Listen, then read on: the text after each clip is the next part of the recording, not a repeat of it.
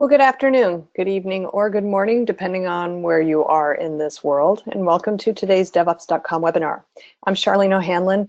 I'm normally the moderator for these events, but I'm giving that auspicious position to somebody else today, which we'll get into in just a second. But before we do, I have a couple housekeeping items I do want to go over with you.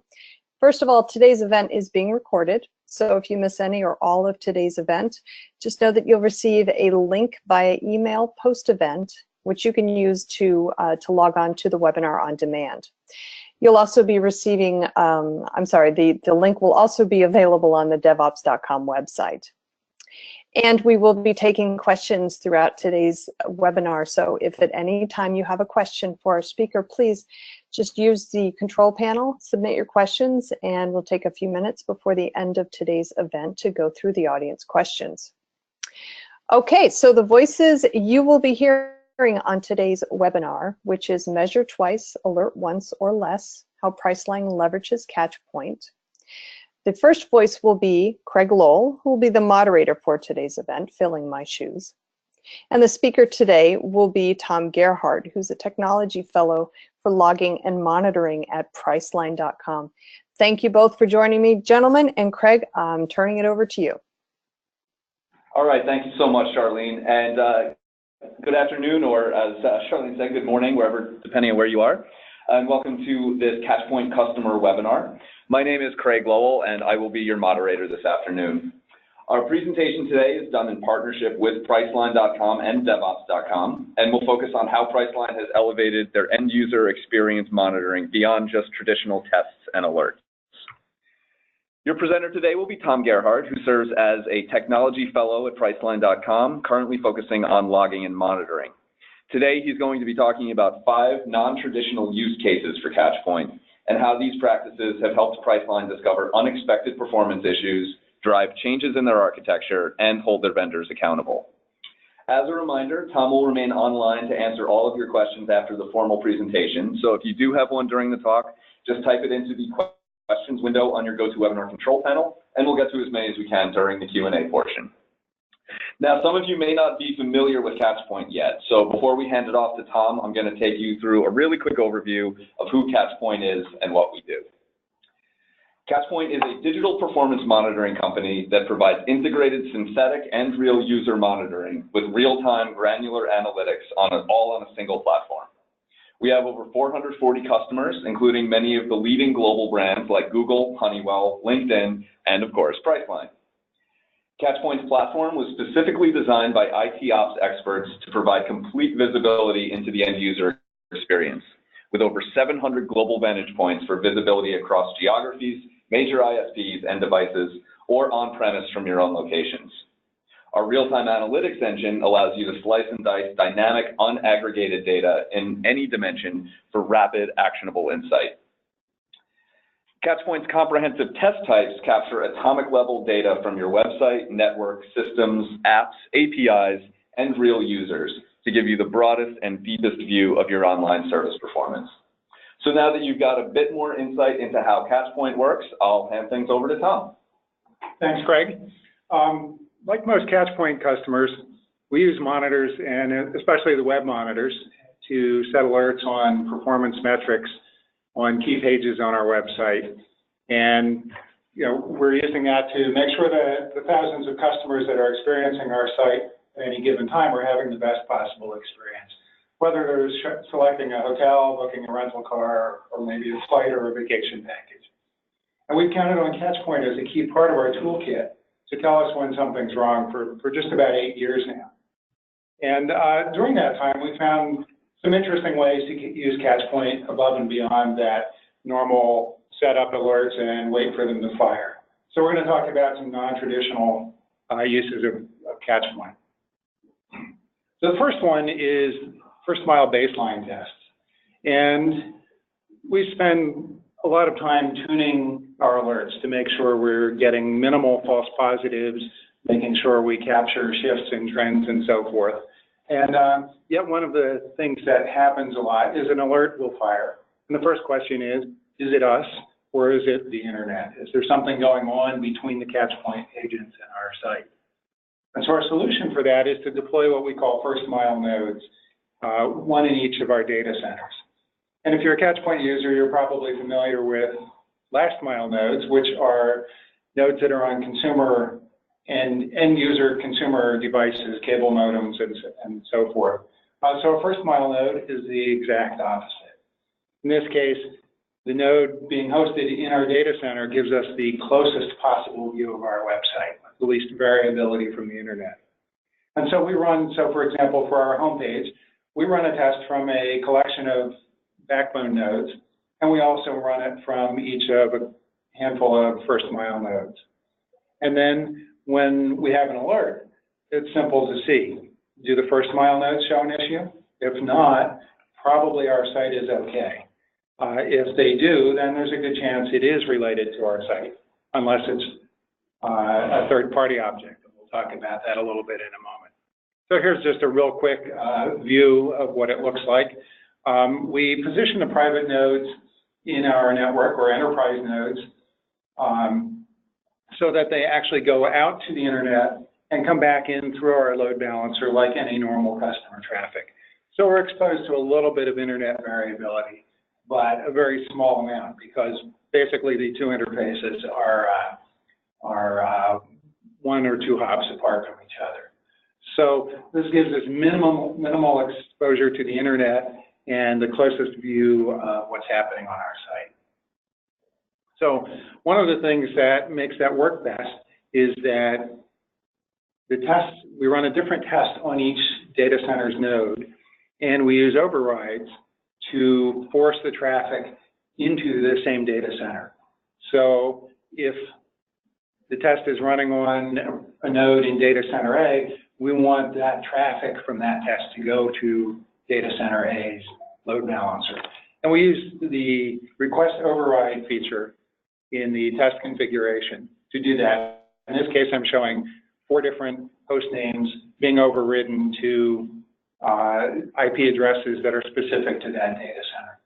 And DNS override is one of my favorite Catchpoint features. And what it is doing, so for example, we look at the 4th one, www.priceline.com. It's telling the Catchpoint agent, go ahead and look it up. Look this name up in DNS, but ignore it and use the value that I put in the value. And there are full IP addresses in that spot, and we just whited out the first 3 octets. Here's an example of a chart showing the blue line is the aggregated value from the backbone nodes, and the red and green are from 2 first mile nodes.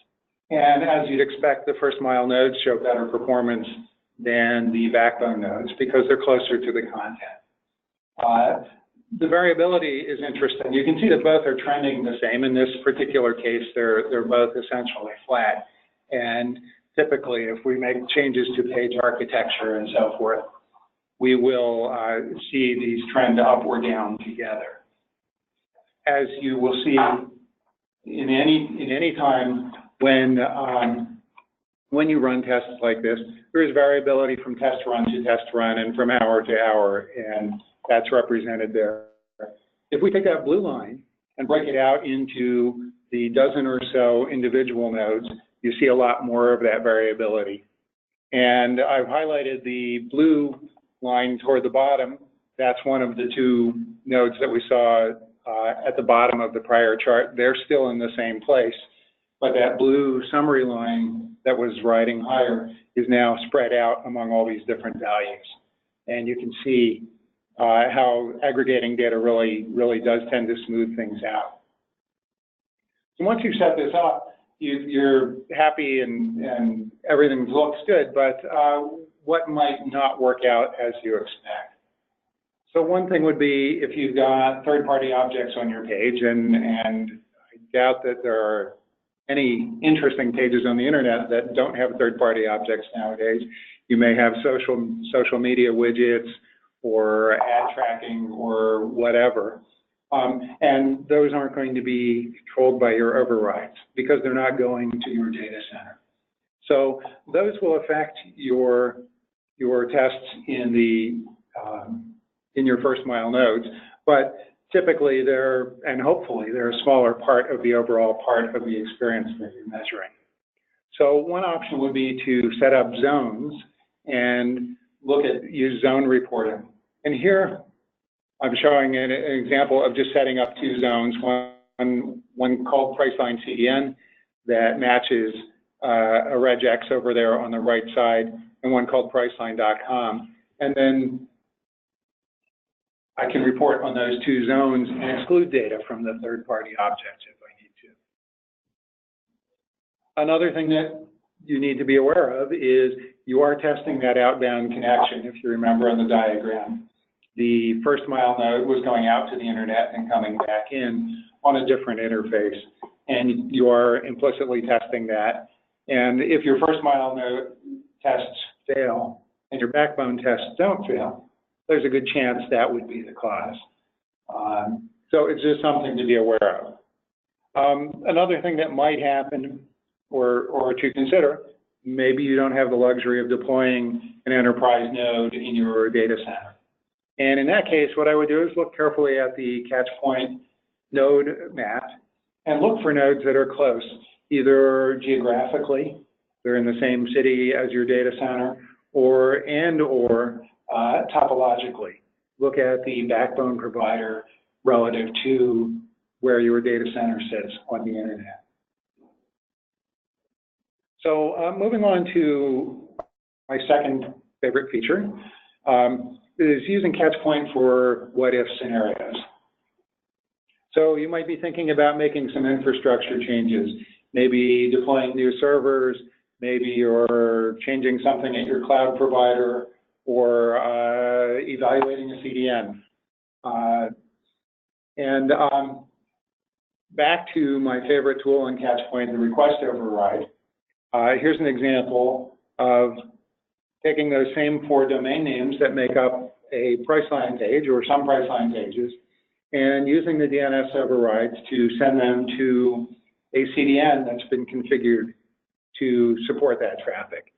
And then run those tests in parallel with the ones that go directly to your origin or whatever your normal configuration is, and chart the data on the same chart. Break it down with the second test breakdown or second chart breakdown as test, and it allows you to compare any of the Catchpoint metrics between the two variants. You might want to think about also testing, especially if your CDN has geographic load balancing capabilities, about working with your CDN provider to make sure you understand what you're testing. And that may involve targeting your Catchpoint tests at different IP addresses or different aliases than the one your customers go to, so that you know for sure which part of your CDN's infrastructure you've reached. Another variation on request overrides would be blocking specific third-party content. Here I picked on Google Publisher, the gpt.js tag. And in this case, I'm telling Catchpoint, block this request. Just act like it never happened, and let's see what happens to the page. Is it faster? Is it slower? Maybe that request is actually, there's something else dependent on it, and the page is going to delay rendering until something times out. And so this is a good way. You can also use request delay and specify a number of milliseconds.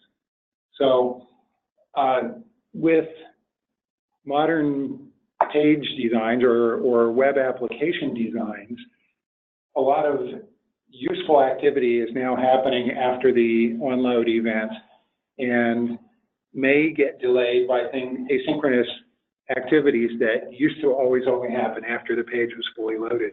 So this is important to understand what's happening with your third-party objects. How are they affecting your page traffic? You can also use this technique if you are concerned about your Catchpoint testing showing up in your analytics. You may have A/B test analytics or Google Analytics or another tool like that. And so you could block your analytics tag from firing with this same technique. So lots of good reasons to use block or request delay. Another example, back to the CDN for a moment, would be to pick up a specific object and say, what would it be like if this object were loaded from a different place? And in this case, we've said, let's take an object called /fonts/styles.css and replace that request with the same object name, but from, again, I used a CDN as an example, but it might be a different domain in your world. And here I've used the host request path and query macro that Catchpoint provides, and that takes from the original request the part after the host name. So we're substituting for whatever host name this request had, the CDN, DNS, alias, or IP address, and then using the stem. And I could have typed /fonts/style.css instead of the macro, but if you do a bunch of these, it's a lot easier to cut and paste the same macro reference every time, rather than making sure every copy is the way you want it to be.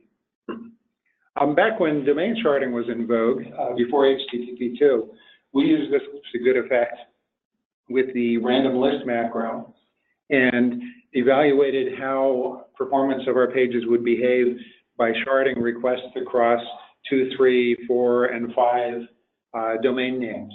And that gave us a good sense of how many we might want to deploy for a production sharding configuration. So lots of different ways to put those Catchpoint macros together to come up with interesting things. Like in any of these things where you're doing tests with overrides, you always want to follow up with other data once you've deployed, and especially if you have the opportunity to deploy in an A/B test configuration. Send some of your traffic to the new config, some to the old, and test in live traffic, especially if you're using RUM, so you can see how this affected real users. Synthetic tests are excellent for giving you a directional idea of what is happening to your customer traffic, or in these cases, what might happen to your customer traffic. But it's always nice to have RUM data to confirm the actual result. So you've now set up all of these tests to try out your different configurations, and suddenly you sit back and say, oh, hey, I'm consuming a bunch of Catchpoint budget with this. And a couple of things I would note there. First is typically tests like this, you're not going to run them day in and day out all year long. I run a test like this for a few days, maybe a week or two, depending on the configuration, until I have enough data points that I feel they're statistically valid. And typically, when you run a test like this, the first data points you look at are all over the place. It's like, gee, I don't know if this is showing what I wanted to see or not. And then after 100 runs, you start to see a pattern emerge. And after 200, it starts to stabilize. And by the time you get to a couple hundred runs, you can start to be confident. Of course, that number will vary depending on what you're testing. But these aren't tests that we're running 24/7, except for the first mile tests, which we do run full time for t-tests. We don't run them. We don't do that on every test. The other thing is, if you want to capture data like screenshots because you want to see when an alert fires, what does the page look like? Maybe you have content that's very dynamic and you want to be able to refer to what did the page look like at 2 o'clock when that alert fired. What I would suggest there is run a parallel test, but at a lower frequency and on fewer nodes.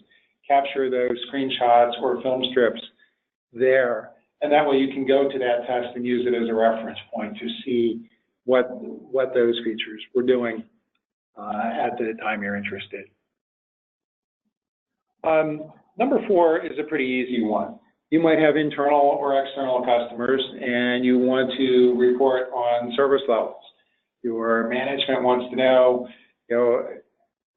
how much of last month was our website performing within the parameters that we expect. Or you may have a partner if you're involved in a white label scenario, or you provide services to other businesses. And so set up a test configured with that. You might want to define aptX thresholds or other ways to track whether you're within those service levels. And I think if you're clever, you'll also set alerts that fire before you reach those thresholds so that if things are heading in the wrong direction, you have a chance to act on them before they violate your SLI. So that's a pretty straightforward case, and this is kind of pretty close to the traditional Catchpoint scenario. And then the last case is a little different in that here I'm advocating for taking a manual look at some of your test results and looking at them perhaps from different dimensions.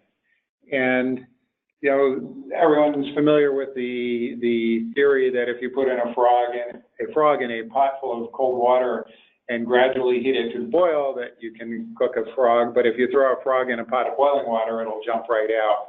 And you know, in performance, a lot of times problems creep up on us and we don't notice them.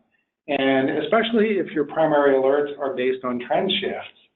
If your trend is shifting at a very gradual rate, you may not notice that things are creeping away from you unless you go back and look at some longer term perspective and possibly also looking at some different metrics. And so, you know, what I'm recommending here is really to make sure you have some hard KPIs as opposed to trend-related ones. Set up alerts on those absolute values, and you know, typically they would be high enough that they're not going to create alerting noise for you. But also periodically look back at long-term trends. And here's an example of a chart I happened to pull last week, and I looked at this metric, which isn't one that we ordinarily look at. This happens to be an insight metric on one of our pages. And lo and behold, over the course of about 6 months, it had essentially doubled from about 1/4 of a second to 1/2 of a second. Nobody actually understood that this was happening. As it turns out, this wasn't a critical problem because this increase was compensated for by other improvements in the particular test and the page that was being tested. So the net performance of the page had in fact improved during this period, but the fact that the owners of the page weren't aware that this particular metric was creeping up was an opportunity for them to go back and look and say, hey, can we reverse some of this trend?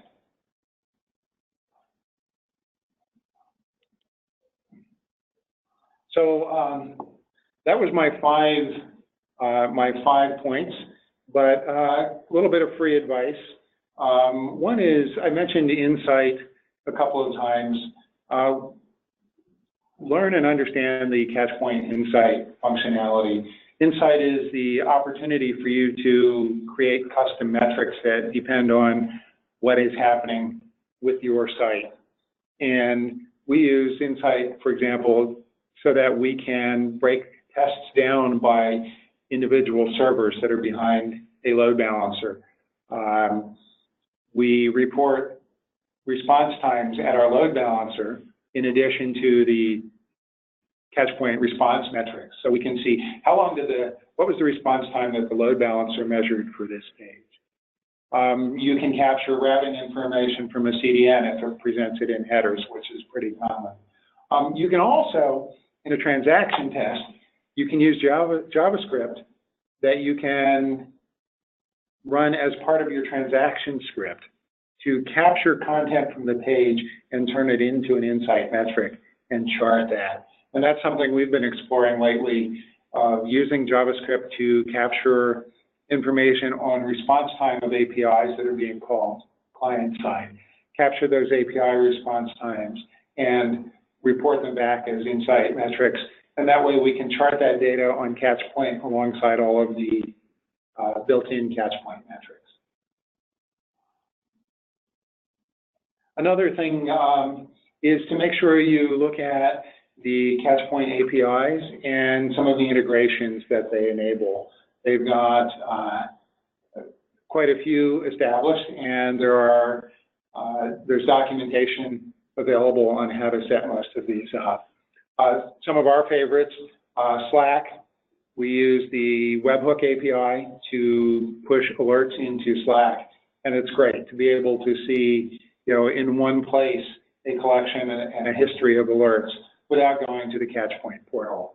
And a lot of people at our site use that for a quick at-a-glance view of have there been recent Catchpoint alerts. You can also push data into Splunk from Catchpoint, and Catchpoint provide a Splunk add-on that make that easy to do. And we use that in places where we want to overlay Catchpoint test data with internal metrics that we have available on Splunk. And my grand favorite, as one of the administrators of Catchpoint in our company, is single sign-on.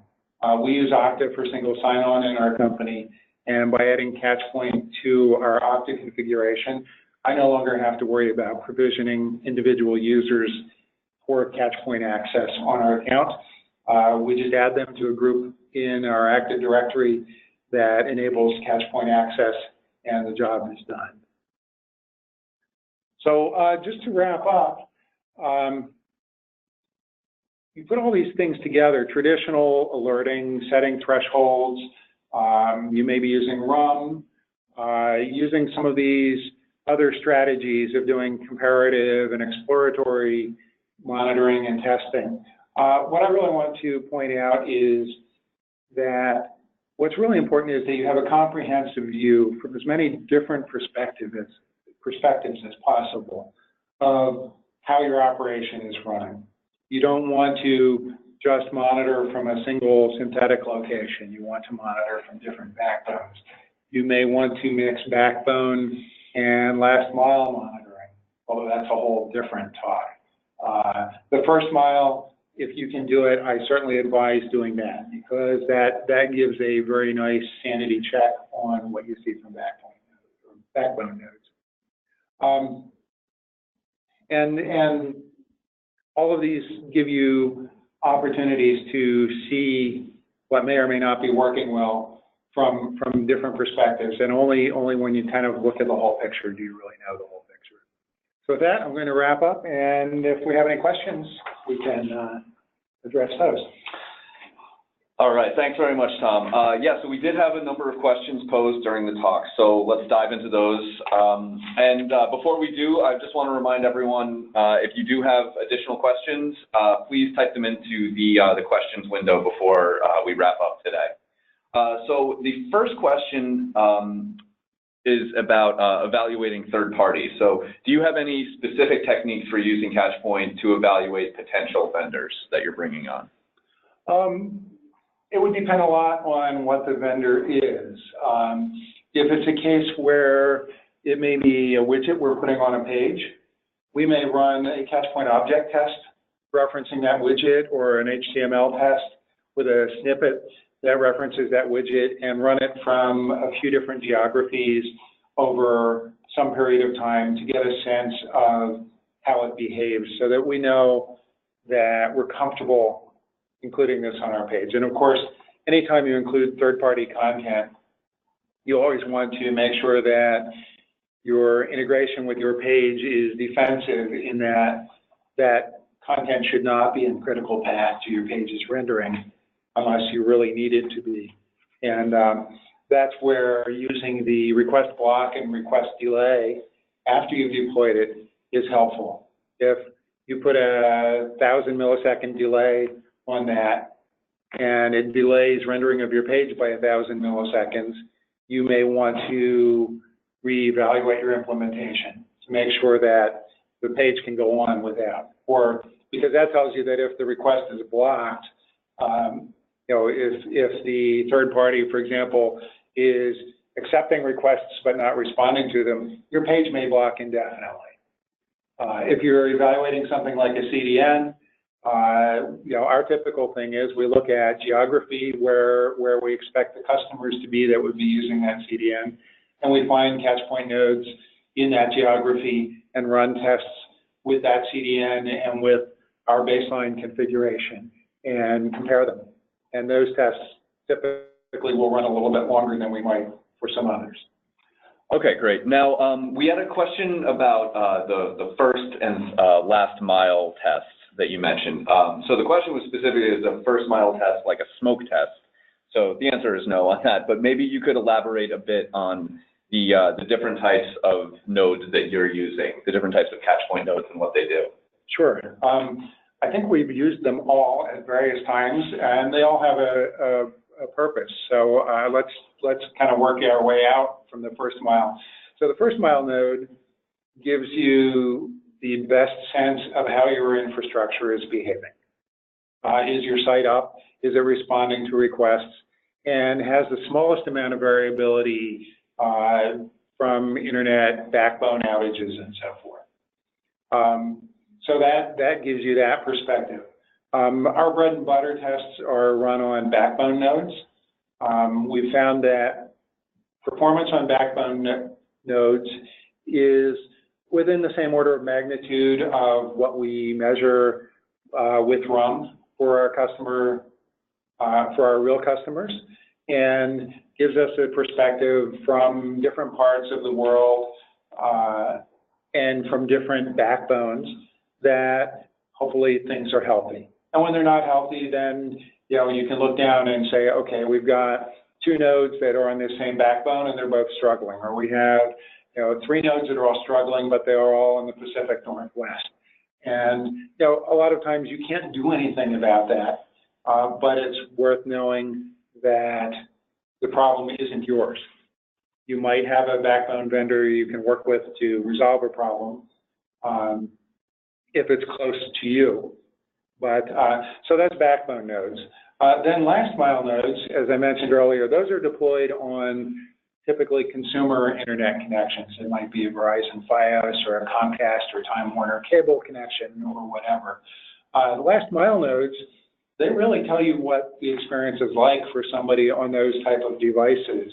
But by their nature, there's a lot more variability in the testing. So you will see, when we looked at those jagged lines on one of my first slides, and those were even on nodes that were, sitting in our data centers in some cases, and you see a pretty good variation from one run to the next. When you go to the last mile nodes, there's a lot more variability. If you're on a cable modem and, it happens to be, whatever, a lot of people are streaming, a sports event or something, that in that neighborhood, that cable modem may struggle for a little while. And so you see a lot more variability there, but it gives you a richer view. We don't use last mile for alerting tests for that reason, but we do use it, for example, when we're testing CDNs and that type of access. And then the other would be the wireless nodes, which we typically use for infrequently scheduled tests where we want a longer-term baseline of how something performs on a wireless node. All right, that was great. So we have another question here. Do you have any visibility for partially available websites? So will the system send alerts if the website fails 50% on 50% of the requests or 30% of the requests? And how do you detect those issues? Yeah, great question. I don't believe we have any alerts configured specifically for those scenarios, but you should be able to get pretty close. The alerting configuration is very rich, and I believe you can count request failures and alert on that. You can also alert on JavaScript failures and set thresholds there. And the other thing is that you can set thresholds on the number of nodes that are in alert, so that if you set them low enough, you'll see problems that are regional. If you set them higher, those tend to fade further back. Okay, awesome. So now you mentioned using synthetic and RUM data. So how would you recommend using those 2 metrics or 2 tools in tandem? So we like to use synthetic data for alerting. It's the most stable, and from run to run, we know what the environment is, we know what the configuration is, and we can also do measurements there that are a little harder to capture with RUM. We use RUM then as a confirmation, both of what's happening in the real world and also to capture things that may be a little further out. So with RUM, you're typically testing a broader spectrum of your pages. With synthetic, you're saying, okay, here are 5 or 10 or 2 or 50 pages that we're going to set up explicit tests for, and those are the only ones you're ever going to know about. With RUM, if you have the opportunity to put RUM on all of your pages by enabling it in a template, for example, you then have a view of every page view that your customers see and the opportunity to see different things. So they do complement each other, I think, very nicely.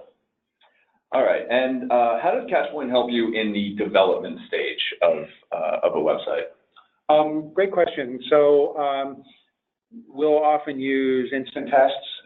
We do have a node deployed in our QA environment, so we can test against our development and QA labs before we've released code. And so we will use Catchpoint to get a quick bird's eye view, more often running instant tests and looking at waterfalls to make sure that something has behaved the way we have.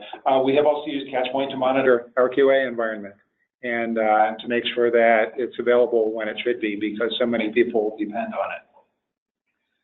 All right, we've got, looks like we have 2 more questions. So what different strategies do you use for monitoring mobile performance versus desktop? Good question. So I mentioned a little bit of usage of the Catchpoint wireless nodes. We use those for perspective for mobile web pages. And so typically we'll monitor for availability on backbone nodes on mobile pages, but we'll use the wireless nodes either for a less frequently running test or even just instant test to get a perspective that, okay, if this is loading in 2.5 seconds on a backbone node, is it 3 or is it 5 or 10 on a wireless node? But otherwise, we treat key mobile pages the same way we do key desktop pages. And of course, with the world moving toward responsive, the difference between those pages is starting to erode. And that may also be an opportunity to use the viewport settings on your test configuration so that you can trigger different views of your responsive pages. All right, excellent. Now, we got one last question here. It's a nice little wrap-up question. So, in your time at Priceline, what major changes in the IT landscape have had the biggest effect on your day-to-day job? And what changes do you see coming in the future as well that would do that? Wow. Certainly in this space, that's almost, is that a softball you guys wrote? I would say, certainly one of the biggest things has been our move to Catchpoint. We've really embraced Catchpoint when we first started using it almost 8 years ago. And, by having these types of features to be able to go in and do, stuff above and beyond the set a test and wait for the alert. But, I would say one other thing that now goes back 5 or 6 years is the whole concept of RUM and giving us a different type of insight into what's happening performance-wise with our pages. But I'm not sure I should even admit how long I've been at Priceline. It's a little bit over 17 years. So, the entire industry has changed so much during that time. It's hard to pick summaries there. What about the next phase? Like, what's the next the next change in the landscape or development of new technology that's gonna affect your job and people in your industry going forward? I think that tools like Catchpoint are evolving very quickly and providing capabilities that we haven't thought of yet. So many of the things 10 years ago, we weren't monitoring our DNS providers. Now we monitor our DNS provider with Catchpoint, and we've helped them diagnose problems a few times. And so I think examples like that where where we're learning new things we can measure and capture, and the ability to look at much more history. When we first adopted Catchpoint, the retention periods were much shorter. Now we're up to, I believe, 5-year retention for individual test data. And, so I can see a lot more backward, which helps us predict a little bit more about what to worry about going forward. All right, awesome. So thank you so much, Tom, for the time today. So that seems to be all the questions we've had. So once again, I'd like to extend a huge thank you to Tom and, of course, all of you in the audience who took time out of your day to attend and pose questions during the talk. Looks like we're all set here. So enjoy the rest of your afternoon, everyone. Thanks, Greg.